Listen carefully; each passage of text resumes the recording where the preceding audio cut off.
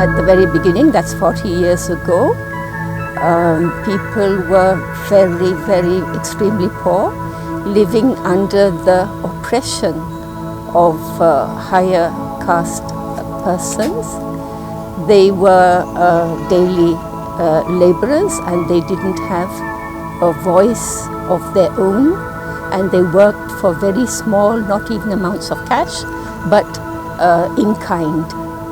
When we worked in the early years, they did not have hope, and to live without hope is to live in darkness.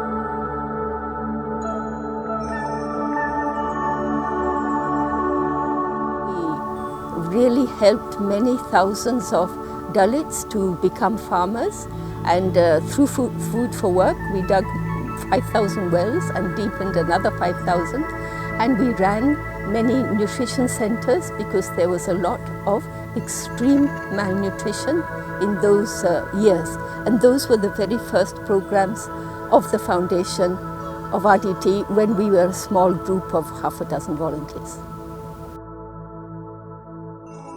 Many NGOs work in one or two areas of development, but RDT works in all the important areas of development, which is health, working with women, working with persons with disability, working with ecology, because this is a very big drought area, working with education, and I think it helps people progress in a more overall way and faster.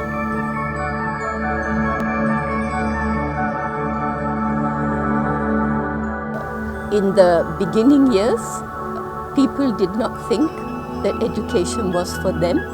They thought it was only for the rich or higher caste people, and that took many years for them to change that belief, but now they believe that education is one of their inalienable rights, and 100% of children, boys and girls, are in school.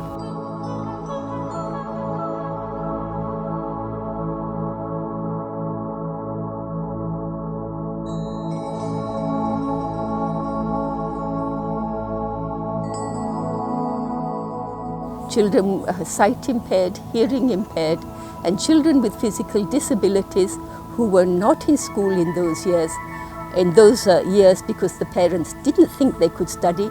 Now all of them are in school and having that same hope for a better future.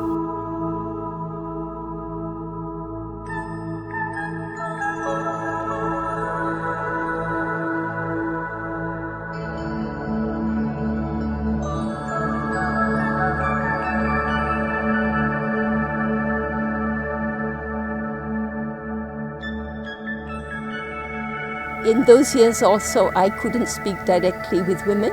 I had to speak through the husbands, and women were confined to the home. Now they are organized in their groups, they have strength in their groups, they discuss their problems, and they try to fight against social evils like early marriages, and they make sure that all the girl children are in school. And through the development fund that each group of women has in the village, more than 50,000 women have taken loans. So then they have a life of more dignity. They have a voice in the family, which they never had before.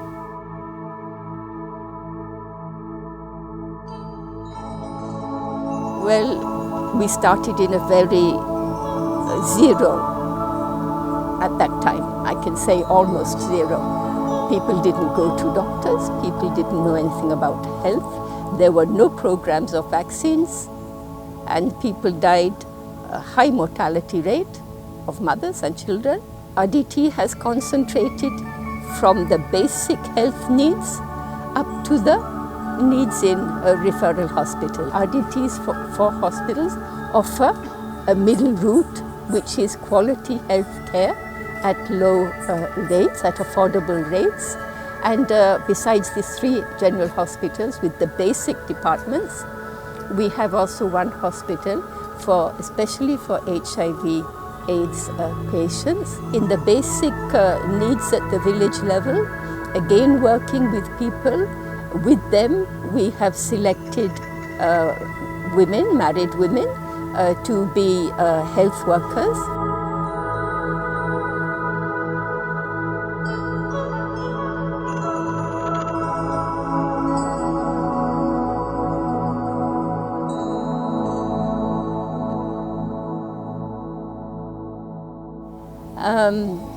The Dalit colony has always been outside of the village because for many years they were the untouchables within that caste system, and they were kept always outside of the village, and the colony has remained like that. Though now with the housing of the foundation, it's a very beautiful colony.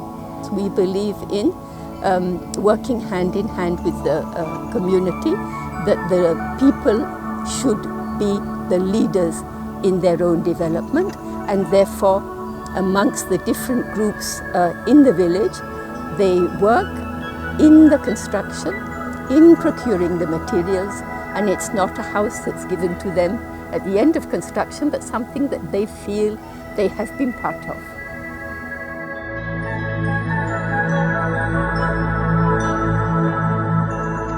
And the water resource, which previously used to be an open well, open to so many diseases and sicknesses, now is a closed bore well, and many villages have a drinking water system. But still water is a very, very scarce resource in Anantapur, and women, of course it is the woman's duty to collect water. They have to travel many miles, especially during the summer, to collect firewood in the morning and to collect water in the morning.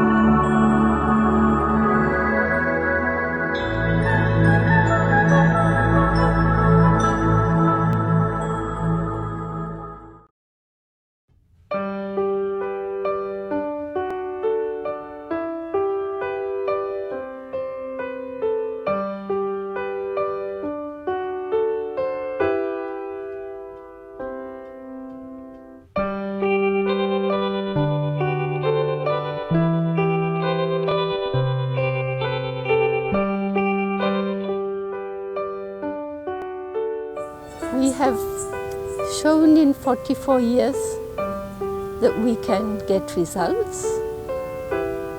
We're a transparent organization, and we are very happy to work with like-minded people, persons who believe in the responsibility of each one of us. My husband used to say, we cannot leave it to governments and the big institutions to eradicate poverty. It is the responsibility of each one of us to play whichever part we can, small or big, to help persons who are suffering or poor persons to come out of poverty and to help us have a better world. And we think that, that if you support RDT, you can be part of that. You support the foundation, you can be part of it.